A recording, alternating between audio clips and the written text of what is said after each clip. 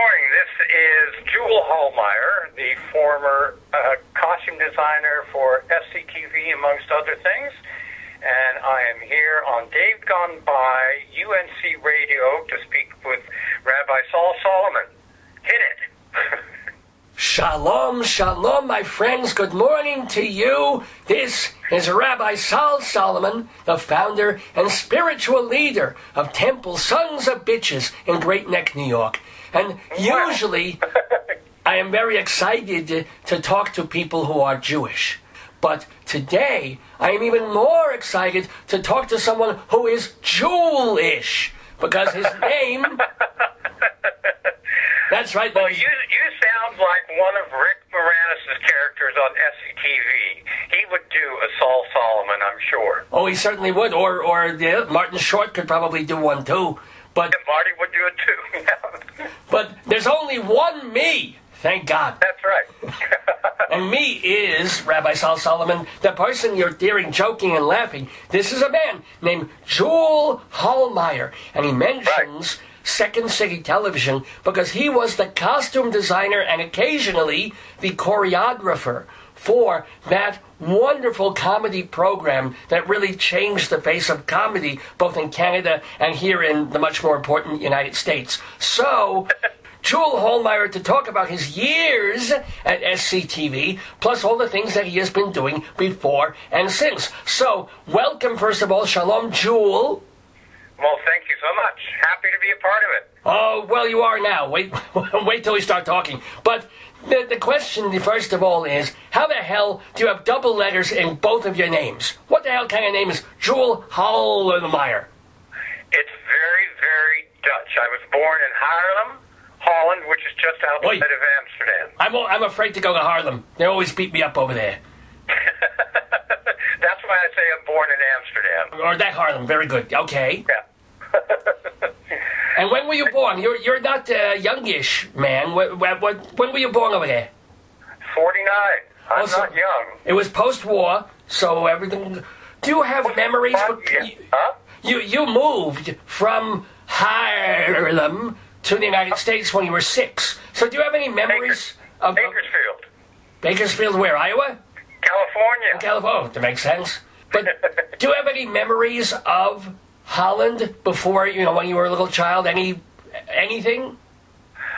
I can remember the inside of my house and everything about my childhood there. Ooh. Nothing but fond memories. But I don't know why, but it's all of the years, both in Holland, in California, and in Oregon. I remember, tiny little details that no one else in my family seems to remember. Maybe you were hallucinating. Were they giving you weird formula over there? Do I have a formula? No. No, were they giving you strange formula to drink if nobody else remembers what you do? I don't think it was that strange. I had my mother's milk for 30 years, so you can blame her. I had your mother's milk for 3 years, too. It was delicious. You know that? Oh, it was yummy. Yummy stuff. But what is a detail that you remember of growing up in Hallm? Hallm. Well, one of the main things is, and I still have nightmares about it because I still have the little plaque, but we had a plaque of 2 parrots up on the 3rd floor where I slept with my brother, and a man breaking into our house and running up the stairs and tickling me to death as a child. And I still have that hanging in my bedroom today as a reminder, so that's why I still have nightmares about it. Wait a minute. So this was a relative? It's a what? We're talking about a relative here? No, not a completely unknown, like stick figure kind of person. Okay, so this is called a dream. This is not a memory. Dream. What, hello? Yeah. Are you there? Yeah, I'm here. Oh, okay, I'm just trying to... So we're talking about a dream, not a memory. I hope. Well, I remember it's not a real memory. Oh, okay, no, I thought the people... I remember having had the dream. Dutch people aren't that skinny, my God.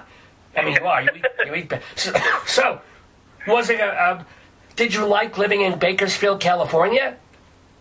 Yeah, I enjoyed it, except it was on the first day that we were there, the neighbors taught us how to fry an egg on the sidewalk because it was smack dab in the middle of the Mojave Desert. So it was hotter than anything we'd ever encountered before. Oh, that's true. But you didn't miss winter, though, did you? No, didn't miss winter. Okay, I'm just saying, it's a trade-off. California has some very nice things about it compared to Harlem. That's right. Not to mention Harlem, for goodness sakes. Harlem, yeah. So, when did you realize that you had a talent for drapery, costumery, and clothery, as it were? Well, I didn't really realize that I had a talent at all. I wanted to become an opera singer, but no one would listen to me or accept my demo tape, so I applied for every job in the newspaper that didn't require a university degree, and the first place I applied when I came to Toronto was Malabar Costumes, and the man that was hiring was a Dutchman. So I became his apprentice immediately. Of course. It's one of those things that we in my tribe say was bashert. It just was the right thing at the right time in the right place. Exactly, yeah. Now, and then I got really lucky because while I was working there, Malabar was dressing 90% of all of the operas being staged in North America at the time, so I worked with a lot of international designers putting shows together. And at the same time, Bob Mackie and Rhett Turner came in to do the pilot for the Sonny and Cher show. So I asked if I could go out to the studio to see how a TV show is put together, and they let me come every night and on weekends, and I thought, shit, I could do this.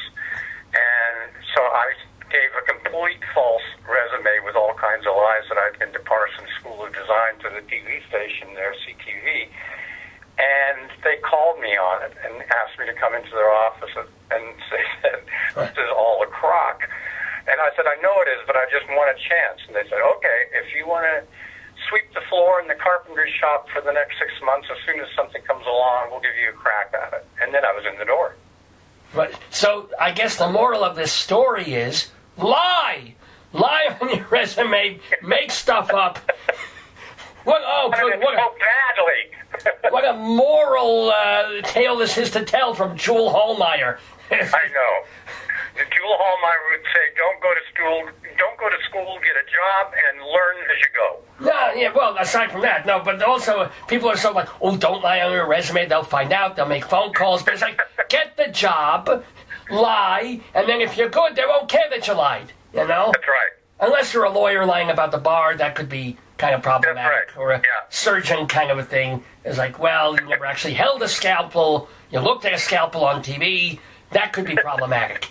So, exactly. So now you're at CCTV, not SCTV, but at the Canadian television, right? TV, yep. And you're doing... Did you ever actually design a gown for Bob Mackie for Cher that she wore? Oh, God, no. Oh, okay, just one. No. I was his schmata schlepper and just bought fabrics and stuff and watched how he put together stuff for the show. He was brilliant. What did you learn? Was there anything specific that you can put into words that you learned from watching either Bob Mackie or your Dutch overlord? Yeah, I learned a lot, actually, because I learned how the inner workings of a dress work, how you can get the boobs to stay up and be perky, and I learned how to do variety character costuming, which he was brilliant at, as was Rhett Turner, and that carried on through everything that I did after that. That's true. Hey, do you watch? I'm sure you must. The shows, the reality shows of it's not coming into my head, but where they make a dress out of schmatas for a week and they're up against each other. What's it called? God, I don't watch any of the reality shows because they've killed my rental business altogether. Wait, how do you mean that?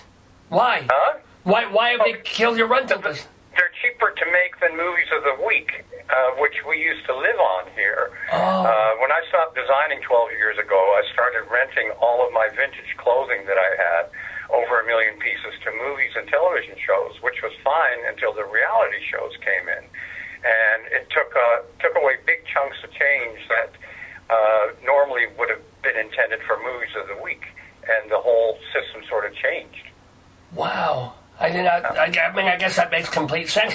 It also intrigues me that you have 1 million pieces of... Now, these are these clothing that you sewed and made? Or you say they're vintage, you just got them from clothing shops and thrift stores and other costume shops? Yeah, I've traveled all over buying stuff in upstate New York and in Ontario, and every town I worked in when I did shows across Canada, I would travel around and buy original vintage clothing. And now you warehouse it where? Here in Toronto. So you have, I guess, a big space. Called Homemade Tarps. Homemade tarp? Is it tarps with a P or T? T. Homemade tarts, so I could use some of those. Yeah. What are their names? No, I'm kidding. It used to be Homemade Tarts, Sluts, and Hussies, but the police made me take down the signage. You're kidding me. Some neighbors, no. But why did you name it Tarts, Sluts, and Hussies? Well, because I used to do a lot of trashy... Well, you used to do a lot of what?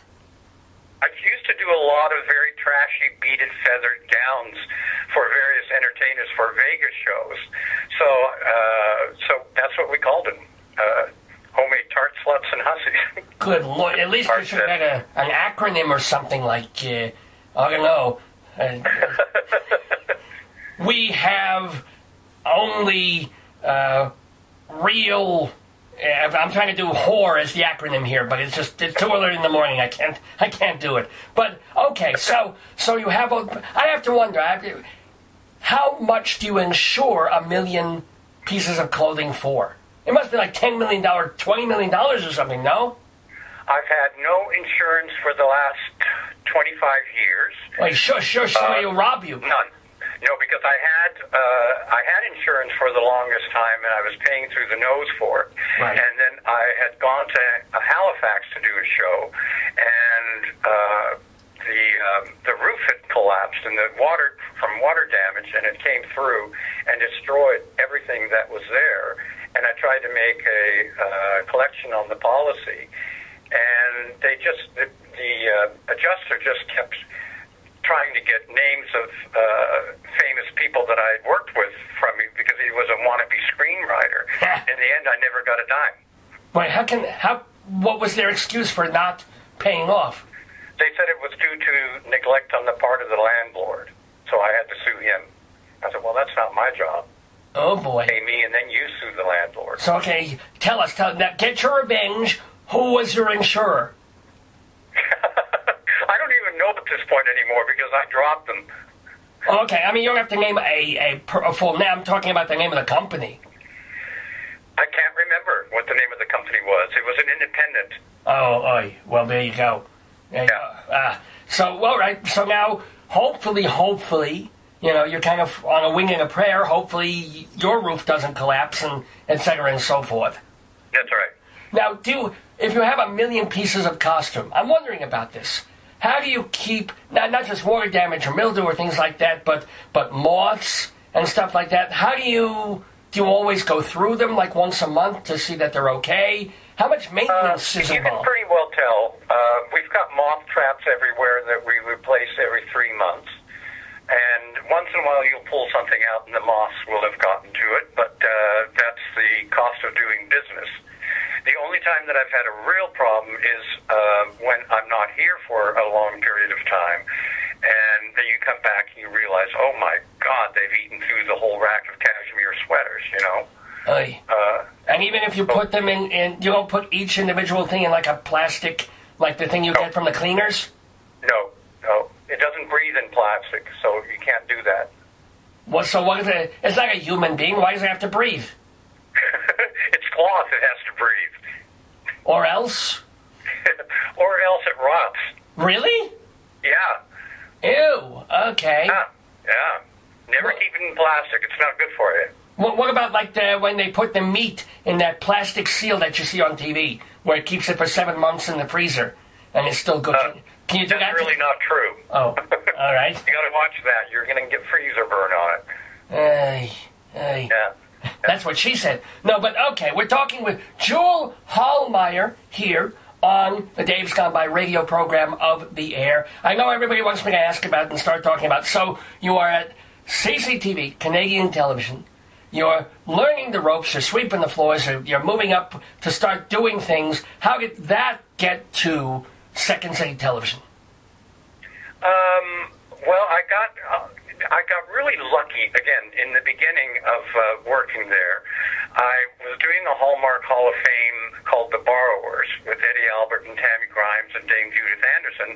Wow. And I got nominated for an Emmy Award. So all of a sudden I was legitimate, even though I really still didn't know my ass from my elbow. But all of a sudden that worked. And I got lots of shows after that to do at that particular station for co-productions with CBS, and one of them was the David Steinberg show that we did here, at which point I got to meet the producer of the show, who was also the producer of SCTV.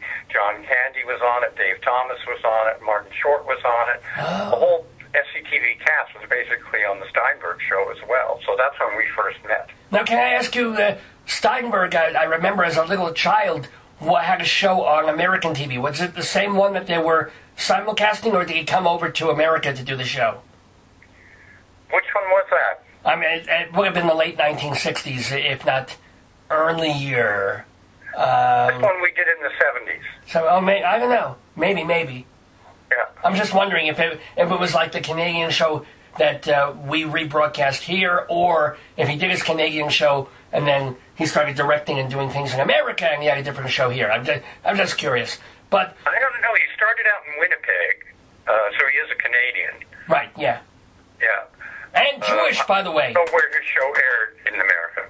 Yeah. So now, knowing all those people from the David Steinberg show and that producer, then they went off to do SCTV and they took you with them as the costume designer. Well, I turned it down for the first year, regrettably, because I had one look at their schedule and the 6 binders full of sketches that they were going to do and the amount of money they had in the budget. And I said, it can't be done for that amount of money. I said, I would die after 1 year, and I can't risk my career on doing that. And it's my biggest regret ever for not having done that. And then once it went network, and they had the money, and they moved it to Edmonton, that's when I came on board, and I did 5 years with them. Right, exactly. And it still was a very low budget show, but the budget went up just enough that. Yeah. Now, did you have assistant? You must have had an assistant or 2 or 3. Oh yeah. I had a huge amount of help on that show. Eva Richter was the buyer who came up with the most incredible character stuff. Mother Trudy was a cutter and sewer on the show, and Luigi at Malabar Costumes here in Toronto made a whole bunch of stuff because he had a huge workroom with 40 people in it, and he dropped everything to make.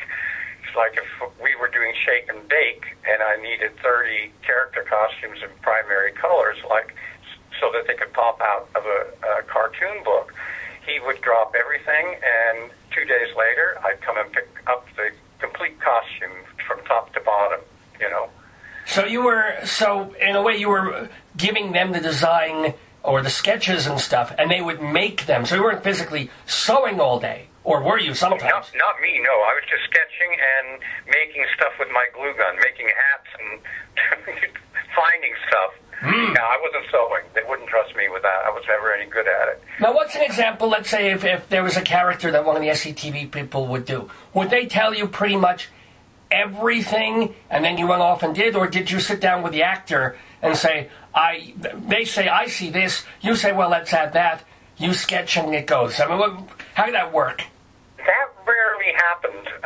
Like, you would read the script and try to relate to the character, and then either it was obvious that you had to make it because you weren't going to find it, or we went out and looked for it and then gave them several options, lining them up in my first choice, second choice, third choice, fourth choice, fifth choice, and they usually went with what I picked for the first choice. It was uncanny. But they had options. It was never like you have to wear this or you have to wear that, ever. On any show that I've ever done, you let the actor or the comedian decide what suits them best, because they wrote the piece and they'll know what can I ask, do you have one or two costumes from that 5-year period that you were with SCTV that you're most proud of, that you thought were the most creative and inventive and worked the best? On SCTV? Yeah. Well, I love the fact that Luigi was able to make the Elizabeth the First costume for Andrea as Edith Prickley, all in leopard skin. In one day, he made that for me, so that was my proudest accomplishment on that show. And I loved doing John Candy's Divine stuff. Oh, yes. So much fun. And speaking of David Steinberg, that may be my all-time favorite Second City television moment, the Peter Pan, where they're lifting him on the, 4 men with a wire holding him up. I'm flying. It was beautiful. Yeah. You should have seen the way that we tried that out, because it was all the grips and lighting crew and prop guys on the show. We didn't have special effects at that time on the show, so we were trying to counterbalance John, and the first time we did it, they flew all the way to the ceiling of the studio where we were shooting, and then sort of crash landed on the floor. It was awful. I have a great picture here in the shop of John in absolute agony in that damned harness we made for him, where we had to make him fly. It was painful for poor John. Oh, but it was worth that. That's just 3 minutes of magnificent comedy television right there. It was so much fun. Yeah. So let's get to the not just dirt, but nice stories, happy, funny stories, because we want to hear about these great legends of TV. And a couple of them have written books. Andrea Martin has her autobiography out, and Martin Short just wrote one. Have you read either of those books? Both of them, yeah. So, I mean, but I think what everybody wants to know is, what was Tony Rosato really like? I'm kidding. I'm joking there. But do you have any memories or stories, good or bad, or both, of these people? Of, let's say, Andrea Martin. Saul, there is absolutely nothing you can say about any of these people that is a negative. Good. They were all so wonderful and special, and it was such a privilege working with all of them. Everybody connected with that show. It was an amazing experience and definitely the highlight of my career. But they were all so nice, kind, generous, and special in their own way, that there isn't one thing you could ever say that is negative about any one of them, ever. I think that's fantastic. So, don't say anything negative, but do you have any funny anecdotes or things that happened or memories of dealing with them that aren't negative, that are delightful, funny, wonderful? Oh, my goodness. Can't think of anything specifically. It was a laugh riot from beginning to end, you know. We just laughed and laughed with everything that we put on, and to see their reactions to things, and it all went so quickly as well. You didn't have time to absorb what was going on, because we were working on that show an average of more than 100 hours a week at 3 months at a time. So it was exhausting, and you enjoyed every moment that you could. But I am just now, for the first time, watching the shows on the box set, because everybody has borrowed them from me from the last 25 years, that I still haven't had a chance to see the shows. Oh my! So what are your thoughts when you see them? Do you think, oh, I should have done that costume better, or oh, that was amazing that we did that and so quick? Or are you able to just sit back and watch the sketch and laugh? I'm hoping to laugh at them. Yeah, I've seen things that people have posted to me, like the Lola specials they always post at Christmas time and that kind of thing. And now with the official SCTV fan club and the other one, the SCTV network, I'm getting 20 posts a day there with various sketches that I've never seen. Oh, God, yeah, we did that, right. Oh, wow. And they're wonderful. I'm enjoying them for the first time. Now, the one thing that we didn't even mention yet is that you did the costumes and designed them and sketched them and all that sort of thing, but occasionally, especially during the Lola Heatherton specials that Catherine O'Hara did so well, you were on camera and also choreographing the dancers as best you could. If we can call them that. Yeah, exactly. They were the writers and crew and me, and all that I knew about dancing was that I took a exercise class once to lose 30 pounds, and I never made it past the warm-up exercises because I would have 2 left feet. And that was the funniest thing, because Catherine knew that story. She knew that I could sing, but that they never allowed me to move in a musical at all because I was terrible. I was stiff as a board, had no acting chops or anything like that.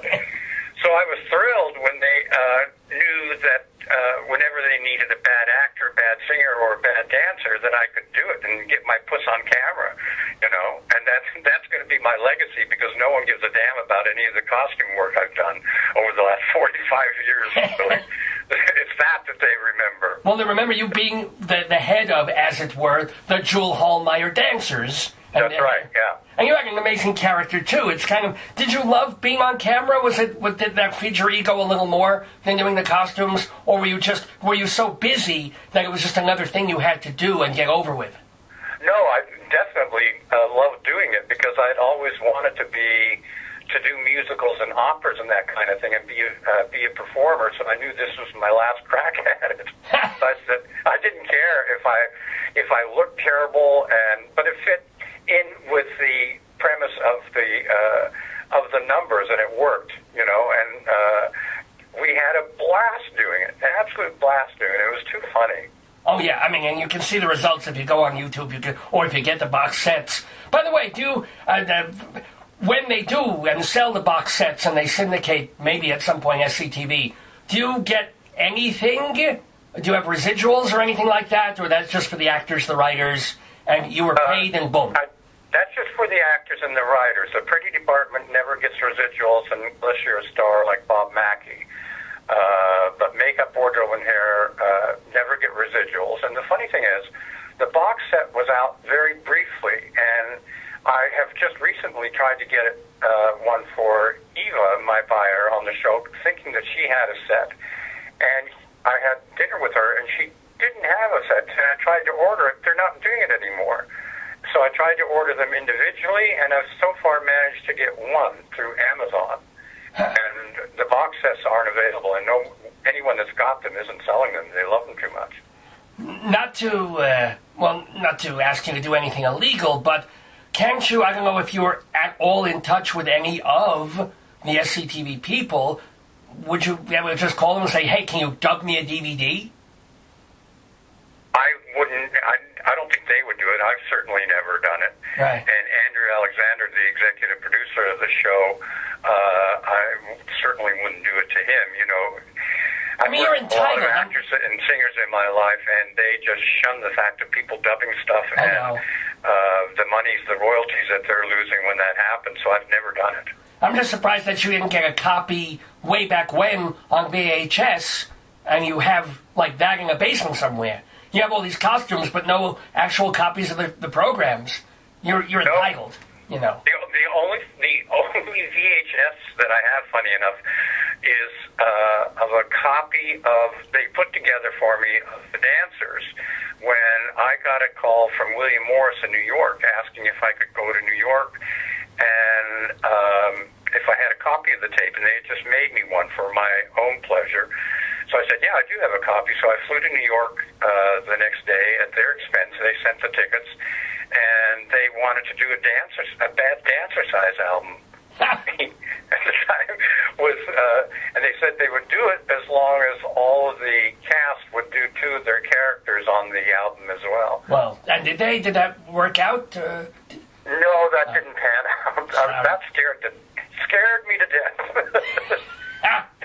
Are you at all in touch with any of the SCTV actor people over the past 20, 30 years?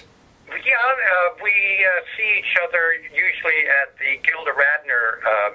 It's always something benefit that they do here in Toronto for Gilda's house. Oh, that's nice. And some of them are usually performing at that, and we do the wardrobe and the hair for that. Oh, excellent. See, that's the other question. You stayed with SCTV for 5 years. Was that the full run of them, or did they go on and you ended up doing something else? No, that was the full run of them. Okay. I stayed with them till the end. 2 years in Edmonton and then 3 years back in Toronto. Well, what was it like doing the last SCTV show? Was it special? Was it poignant? Was it just another show and then you went to a wrap? I mean, what was it like?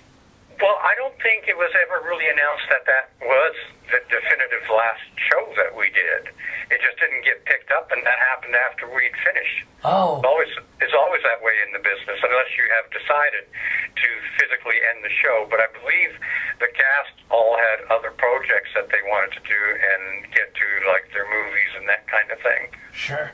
So, with that done, now you're kind of a free agent, or you're still with the network. What did you end up doing in the 1980s and 90s and what's and now? Well, no, I was on staff with the network for 8 years in the 70s, and then I went freelance after that. And they called the day I went freelance, because I heard what they were charging for my services, and sometimes I was doing 2 or 3 shows at the same time, and they wouldn't give me a raise. I quit and said I'm going freelance, and I got a call an hour later asking me to come back. And so I continued doing more and more shows for them. So I did a lot of variety shows, like the Bobby Vinton show, a lot of American variety shows that were shot up here. And okay, I have to ask. Wait, I have to ask. Hold on. What is Bobby Vinton really like? What is Bobby Vinton really like? He was very nice, too. But we did 2 or 3 shows a week, so that was a killer, too. Oh, Gewalt. Yeah. Were there sketches in that, or was it just sing, guest, or something? Usually 2 production numbers with dancers in every show. And you had to do 3 of those a week? My God. 3 a week, yeah. That's what my memory says. 2 to 3 weeks, it was a killer. I can imagine. And you also, you didn't you do stuff, I guess this is earlier actually, for Phyllis Diller? Yeah, I did a couple. I didn't do her Vegas clothes or anything, but Phyllis Diller was a guest star a couple of times on shows we did here in Toronto and in Montreal, and I made several outfits for her, which she asked if she could keep, and she let me know that she wore them on stage in Vegas as well. She had her regular designer there that made all of her stuff. Oh, okay. Well, that's great. Any other name-dropping things or stories of the folks that you've worked with? Again, it doesn't have to be dishing dirt, but can just be like, oh, did you know that so-and-so did this? Or, picked his nose between takes or something like that. One of the funniest anecdotes I have was actually during SCTV, when Robin Williams was a guest on the show. And I knocked on his door to put his clothing in. I think he was doing one of the Polynesian towns or something, and with LaRue. And there was no answer, and I had a pass key, and I went in to the dressing room to hang his clothes up, and he was dancing around naked like a crazy man. And he came to me, grabbed my shoulder, and started doing a half hour on the wardrobe guy. And I was laughing so hard, I just stood there and peed myself. And I peed so hard, I soaked the rug, my pants, and everything. It was one of the funniest moments I've ever had on that show, because I certainly didn't expect it. Whoa! I wonder if it's horrible to say, but like a few months ago, Robin Williams was like, oh, life is, I want to stay alive, but I'm so depressed. And wait a minute, I touched the guy and he peed. Maybe I should kill myself. Maybe. Yeah, I've done that a couple of times in my career. When we had Ethel Merman on, and she was singing "There's No Business Like Show Business," I stood at the back of the studio and I peed myself again. I think when I get excited, I have a tendency to do that, or when I laugh. Do you wear special undergarments at this point? I think I should have started investing in Depends or something early on in my career. And boy, thank you for admitting that. This is something that I never would have thought to ask. But wow! And if my show ever goes to television, remind me to get you a special chair. Holy crap! You don't do that, right? You don't crap yourself. You just pee. Yeah, I just pee. Yeah, I don't crap myself. No. Oh my. And I guess it's only fair to ask, and if you don't want to answer, that's totally fine. But if you're standing there watching Ethel Merman, and you're so excited you pee yourself, are you gay? No. Wow. Wow. Okay. No, listen, I wasn't until I was 63, and then I realized I was. Wait, like, what? No, What? when I was 63. Hold on. So you were heterosexual up until your 60s. Yeah. What switch? What the hell? What happened? It was just a mindset thing for me. Okay. It's really bizarre, yeah. But I finally figured it out. So you were a costume designer who used to piss yourself watching Ethel Merman. Yeah. But you weren't gay until 40 years later. Okay. Exactly. So were you ever married? You don't have kids, or do you? No. Okay. So are you now in a relationship? Are you cohabiting? Are you married? No, I never have been. I never have been. Oh, okay. Do you want to be? Not with me. Not with me. I'm married with 21 and a half beautiful children, so... Wow. Yeah, that's, we get busy, let me tell you. No. Nothing else for Jews to do on a Friday night. I never have been, never really wanted to, but now I'm beginning to understand why, after deeply searching within my soul. You know, never went to a shrink, which I should have done when I was probably 12. But I've finally figured it out now. And? That I can just accept myself for who I am, and I don't have to hide it from anybody anymore. So wait, so you were technically gay when you were 20, you just didn't know it for 40 years? Yeah. As opposed to being bisexual, or you were straight, then, I don't know, you looked at Sherman Hemsley in a photograph and you're like, oh my God, I'm gay. That's right, yeah, no. Ha. No, yeah. Well, we're talking to the proudly gay Juul Haalmeyer here. So, what are some of the highlights of your post-SCTV career? Like you did an American Playhouse there with a couple of famous people, in, like Lee Remick and Marlee Matlin. I'm sure that was a talk. Yes, that was a joy. Lee and I had such a fabulous experience here, because on our days off, Lee and I would go antiquing all over the place. And is it peeing all over the place, or antiquing? Antiquing. No, antiquing, okay. Yeah. And people didn't recognize her, which she loved, and they all thought that we were husband and wife. So they would call me over after Lee had looked at some antique linens or something, and they said, why don't you buy this for the missus, because I think she really likes it. You know, and she got such a kick out of that. Wow. And again... It happened everywhere we went. Again, this man went antiquing with Lee Remick, and he did not realize he was gay. I mean, my God. That's right. What did so, didn't anybody at SCTV hit you with a hammer and say, by the way... You're dressing up John Candy as divine. Do you understand something's going on here? Wow. They all knew, I think. Well, yeah, that makes... So what about other highlights post? Because we're talking about 3 decades since Second City Television. So what are some other... I would have to look... What is that thing? Somewhere that most of my resume is published. I don't even remember half of it. But we did a lot of figure skating shows after that, too, which was a thrill for me, because I had been a fan of ABC Wide World of Sports for a long time, and then to finally meet some of these people, these world and Olympic champions, and actually design and make clothes for them was a hoot. That's okay. That's wonderful. Now, yeah. What I don't understand is you're still designing, right? I mean, you rent out your stuff. Oh, you're not. I quit designing 12 years ago when I had a seizure from the stress of a show that I was working on, and I said, this is a sign, get out, stop now, and just start renting out that shit, you know. Because I was wondering, your IMDb credits mostly stop before the last millennium, and then I think you have 1 credit in 2001, and boom, that's it. So that's why. That's when I stopped, yeah. Have you had a seizure since? No, never again. Thank God. Thank God. That's wonderful. All right. I'm very happy to hear that. Now, they're trying to make a documentary about your life as a designer as SCTV and at Canadian television. Right. They're doing it. Have they gotten the money? It's a Kickstarter thing, right? They use Kickstarter for part of it, and they get little chunks of change every once in a while from the National Film Board, I think.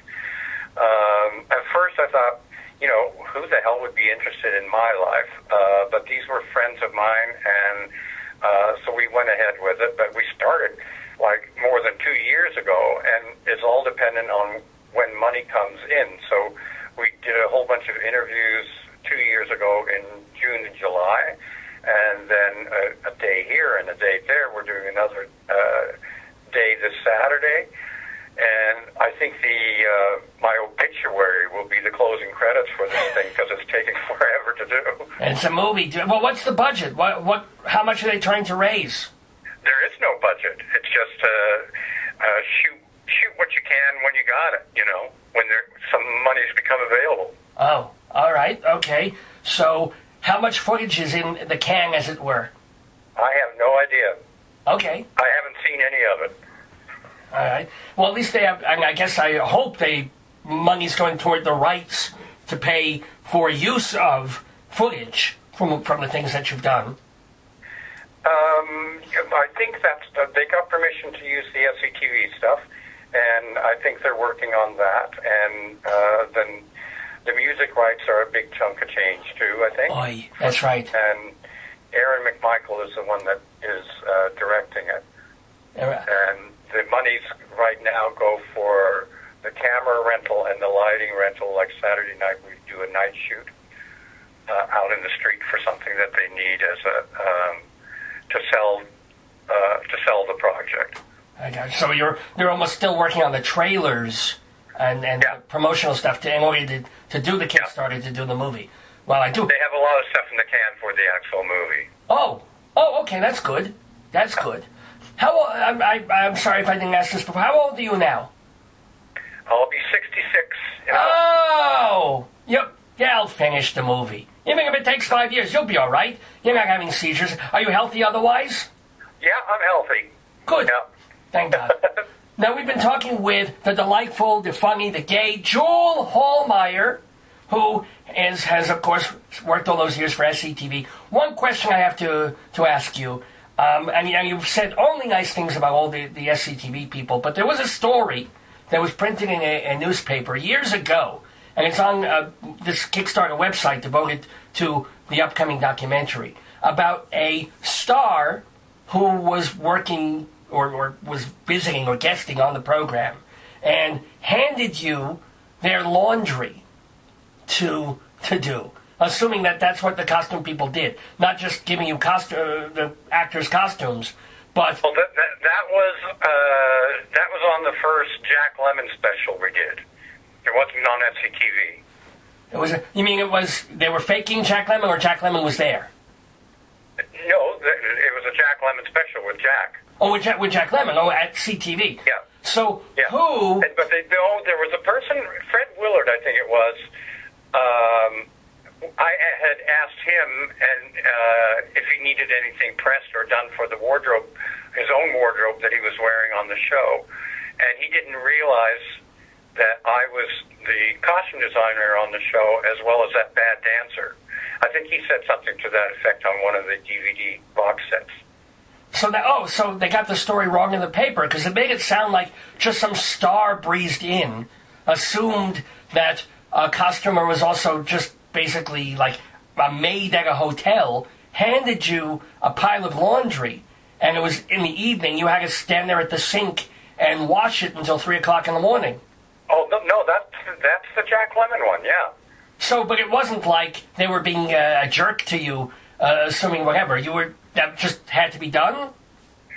They just expected that to be done. And I had turned to the producer at the time and said, is this really... No one had ever done that before. I said, do I really have to do this? Because I don't have a washer or dryer.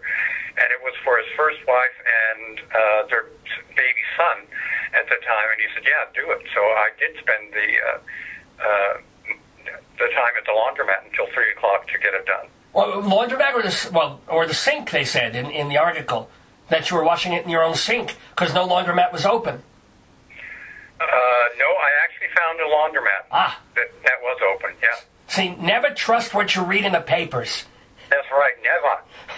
and it was clothing for Jack Lemon's wife and kid was what you were washing.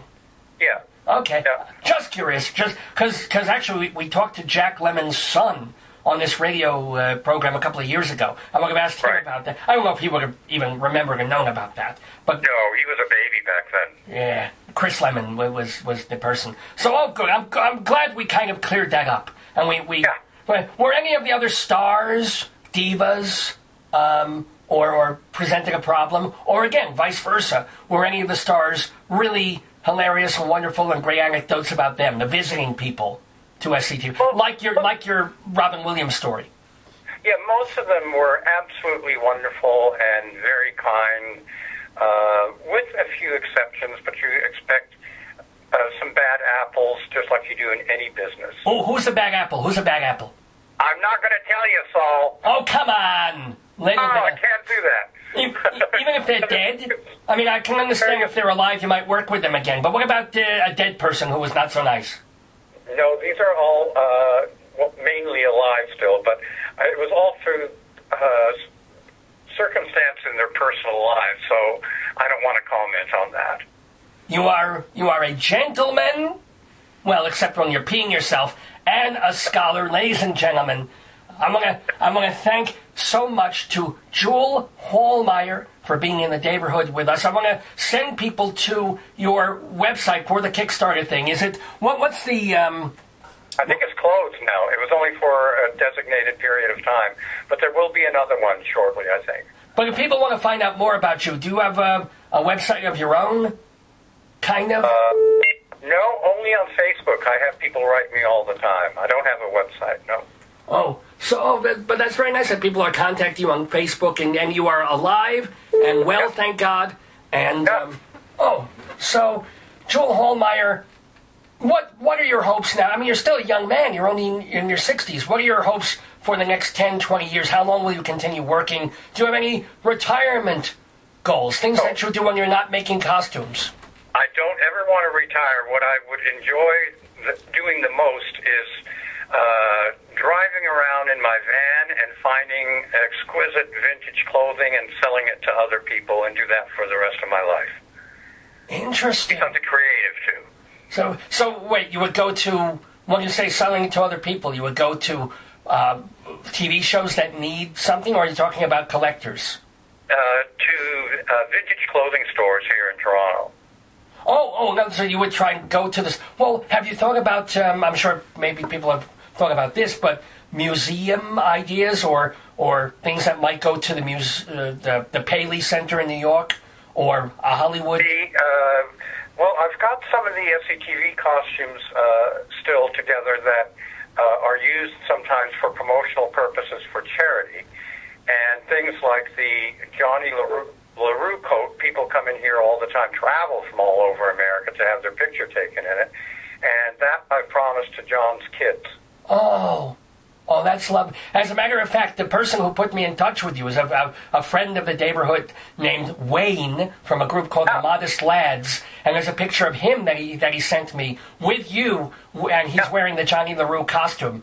And he said that the greatest... His lovely wife were here last summer, and they had to visit friends in Ontario, and they stopped by Toronto for a week, and we had a great time together. Oh, that's lovely. And you were kind enough to let him put on the suit. And he said the one big, terrible disappointment that he had was that when he put on the suit, he was really only about 10, 15 pounds away from fitting in something that fit John Candy. And he realized, I better lose some weight.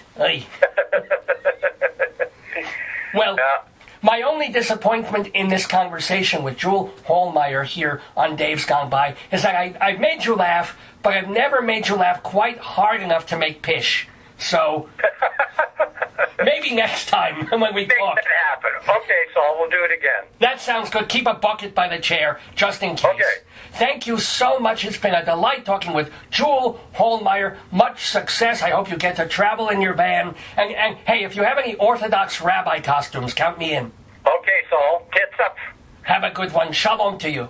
Okay, thanks. Bye-bye. Bye.